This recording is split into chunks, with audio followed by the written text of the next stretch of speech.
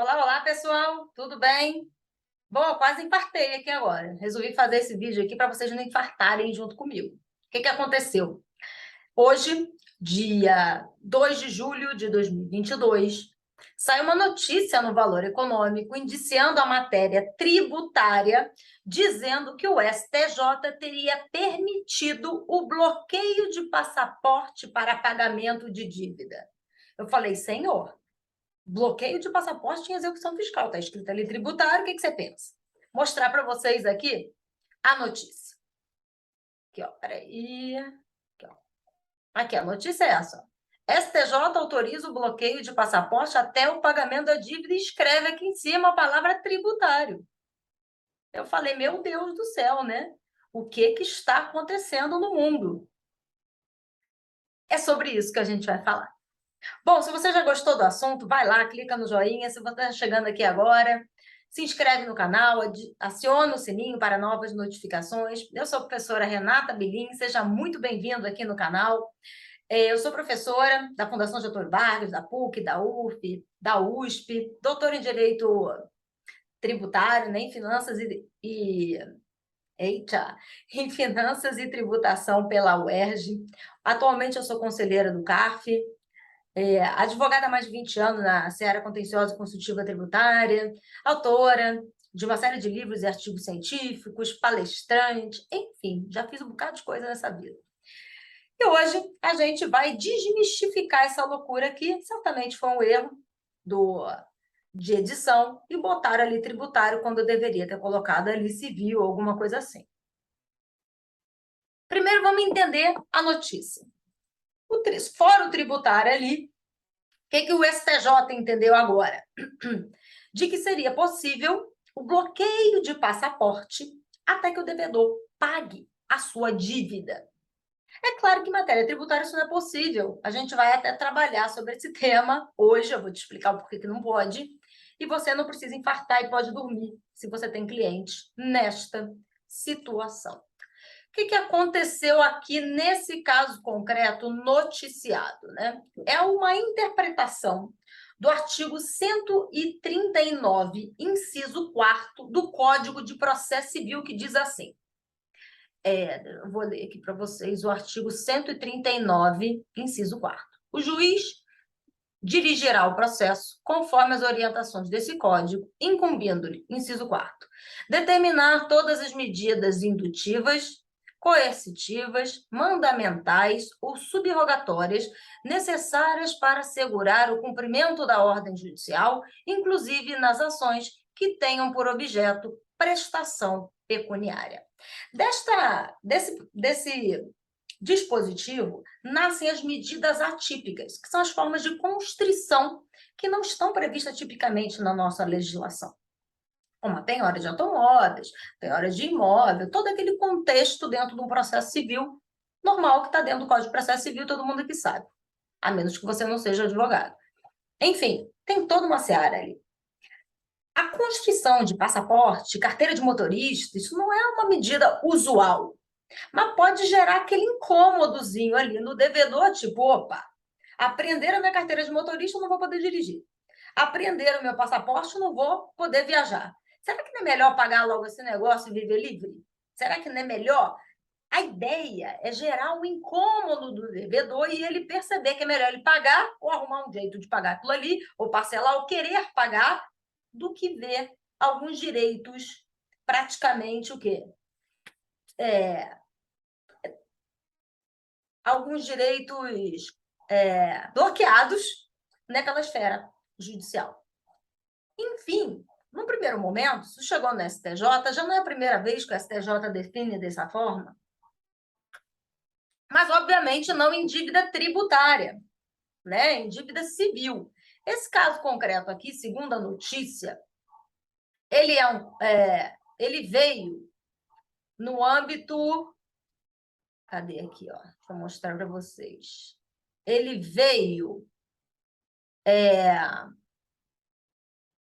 por força de uma senhora, que já, segundo a notícia aqui, tem 71 anos, e essa senhora teria sido condenada no pagamento de honorários de sucumbência.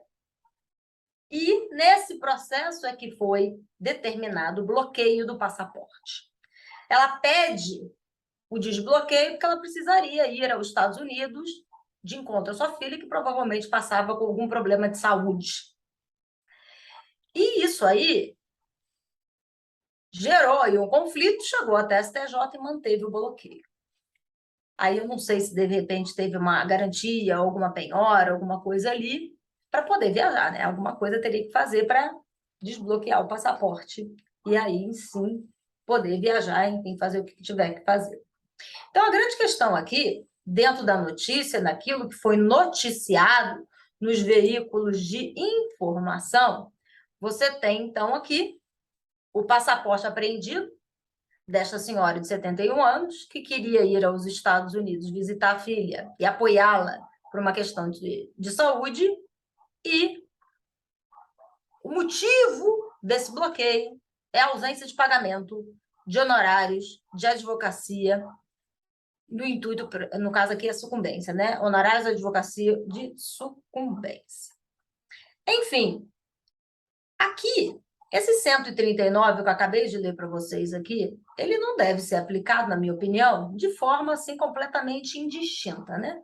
Ah, vamos sair bloqueando um monte de coisa aí sem antes ter passado por todo o trâmite dentro de um Código Civil, do Processo Civil, para bloquear os meus bens. Então, se fez isso tudo, se tentou buscar bem, se tentou buscar bem, dinheiro, cotas sociais, bens móveis, imóveis, tentou de tudo e não achou nada, efetivamente nada, né? Aí, que sabe, segundo esse dispositivo, em nome do credor, e não é só isso não, né? E eu tenho que ter algum indício de que aquele cara tem e não quer pagar. Percebe?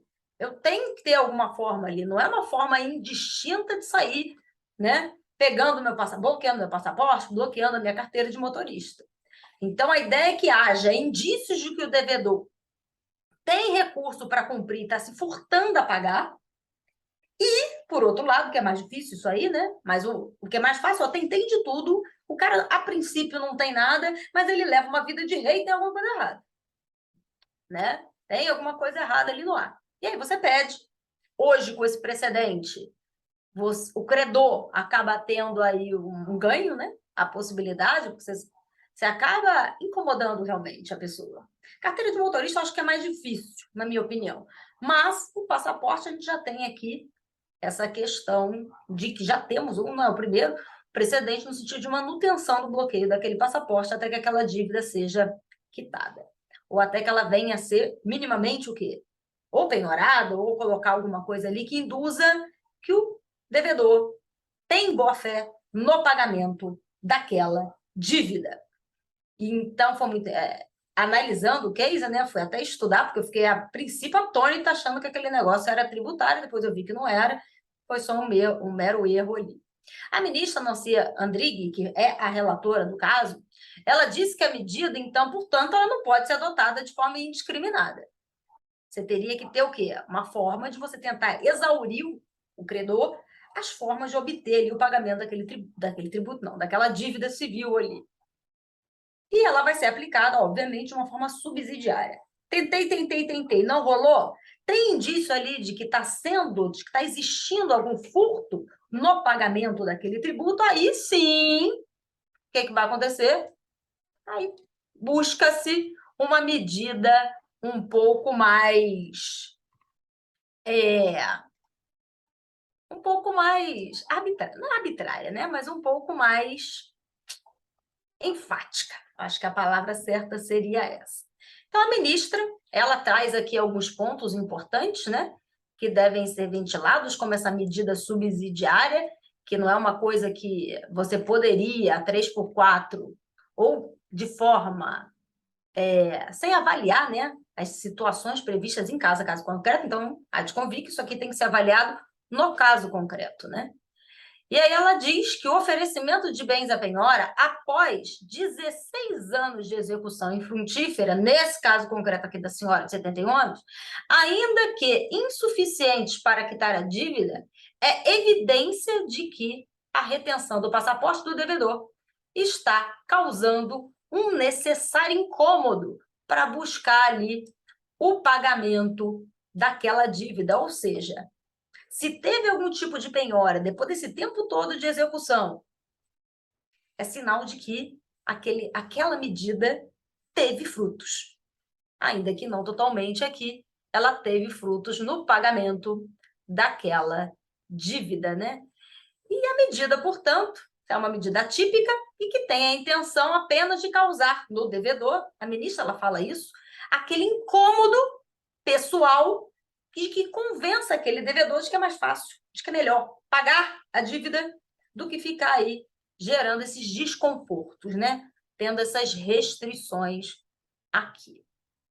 E aí, entre parênteses, agora de novo, palavras da ministra, não há, portanto, uma fórmula mágica, nem deve haver um tempo pré-estabelecido, fixado, para a duração da medida coercitiva. Então, o que ela está dizendo? Eu estou dando agora, mas eu não estou dizendo que vale daqui a um ano, daqui a dois, daqui a três.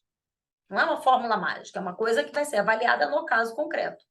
Que deva perdurar, pois, pelo tempo suficiente para dobrar a renitência do devedor, de modo a efetivamente convencê-lo de que é mais vantajoso adimplir a obrigação do que, por exemplo, não poder realizar viagens internacionais. Foi o que disse a ministra nesse caso concreto. Então, em dívida civil, vocês têm que aí informar aos seus clientes. Mas agora, do ponto de vista fiscal, quando taca lá tributário, essa medida poderia ser apresentada em execução fiscal para pagamento da dívida tributária, meus caros? Que é o mote aqui, que eu vou conversar com vocês, não pode.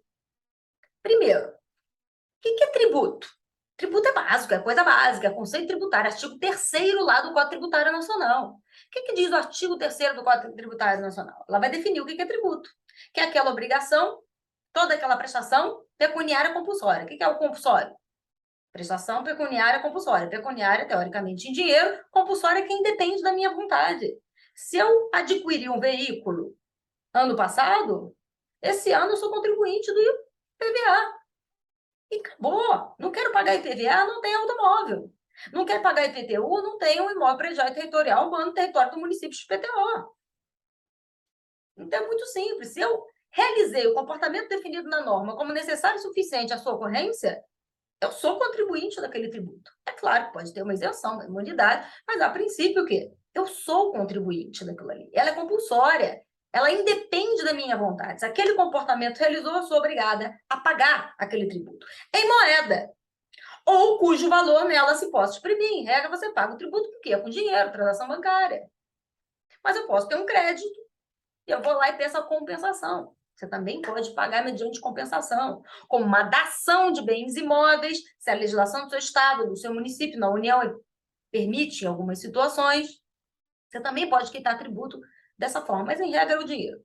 Que não constitua sanção de ação ilícita. Aí eu quero o artigo 3º do Código Tributário Nacional. Tributo não é sanção. Se você não paga, não quer dizer que você é criminoso. Tem que ter outros requisitos para te fazer chegar a um contexto criminoso, propriamente dito. Então, aqui, o não pagamento de tributo não é uma sanção de um ato ilícito. O ato ilícito é o quê? O que é a sanção de um ato ilícito? É a multa. Eu não paguei dentro do prazo, então você vai pagar uma multa. A multa tem efeito sancionatório. O tributo não. O tributo é derivado de um comportamento disciplinado na norma, que caso eu pratique, eu venha pagar. Percebe? E aqui, então, se eu pratiquei a norma, eu pago o tributo. Então, o tributo não é derivado de uma sanção de um ato ilícito, até porque eu não pratiquei absolutamente nada. Eu só adquiri um imóvel. E por isso eu tenho que pagar, porque a regra da tributação ela vem derivada de lei, porque é instituída em lei esses critérios da regra matriz, que caso você venha realizar, ali o pagamento ou a obrigação, o nascimento da obrigação tributária e, consequentemente, o tributo será devido. Então, você tem que ter a obrigação pecuniária e moeda ou cujo valor dela se possa exprimir, que não é função, não é sanção de um ato ilícito instituído em lei e cobrada, caso não tenha sido pago, por meio de todo o quê? Um processo administrativo regular, que no caso aqui é o procedimento do lançamento fiscal. Então, percebam, inclusive eu tenho pelo menos aqui 3 súmulas, que não é de hoje, que falam assim, ó. A súmula 323 do Supremo Tribunal Federal, as 3 aqui são do STF. É inadmissível a apreensão de mercadorias como meio coercitivo a pagamento de tributo. Aí o criatura não paga o tributo. Aí você vai lá e vê a barreira, apreendendo ali o tributo. É claro que tem todo um contexto sobre isso aqui, a gente pode render uma aula sobre esse tema. Mas se o objetivo da barreira é simplesmente, ó, estou aprendendo aqui para você pagar, se realmente for isso, sem nuances, não pode. Viola aqui a súmula 323, viola o conceito de tributo. Se o fisco acha que você tem que pagar, ele tem que te autuar e te dar um prazo para você recolher, e com isso ele libera a mercadoria. Salvo nas questões de importação, que a brincadeira funciona de uma outra forma. Então, é inadmissível a apreensão de mercadoria como forma coercitiva para me fazer pagar um tributo. É inadmissível a interdição de estabelecimento como meio coercitivo para o pagamento de tributo. Aí, então, você vai fechar a sua empresa enquanto você não paga tributo. Não é assim. Até porque aí sim você não vai ter dinheiro para pagar mesmo, né? Se você deixa de funcionar. É inadmissível, portanto, a interdição do estabelecimento como forma coercitiva a pagamento de tributo. Agora, se ele está violando a regra da vigilância sanitária, se está fazendo alguma coisa, se está criando algum pânico na população, aí é outra história, mas para tributo, não. E a súmula, a primeira, a 323, a súmula 70, que é essa aqui da interdição de estabelecimento, e uma mais antiga ainda, que é a 547, que não é lícito à autoridade proibir que o contribuinte em débito adquira estampilhas, hoje isso não existe mais, despache mercadorias na alfândega e exerça suas atividades profissionais. É a criatura aqui. Vamos imaginar, estou devendo tributo, não posso mais exercer advocacia enquanto não pago tributo. Você é médico, enquanto você deve tributo, você não pode exercer medicina. Isso não é assim. O fisco tem formas hábeis e previstas na legislação para buscar o adimplemento daquele tributo dentro dos meios, formas definidas na lei. Então, não é assim. Vamos aprender o passaporte? Vamos aprender a carteira de motorista? Que assim a criatura vai lá e paga o tributo. Um tributo, a brincadeira é diferente. Não é igual uma dívida civil qualquer. E aí, pesquisando sobre o assunto, o próprio, né? O STJ, ao analisar essa questão para fins tributários, ele não permite, né, que essas medidas atípicas sejam aplicadas à execução fiscal. Amém.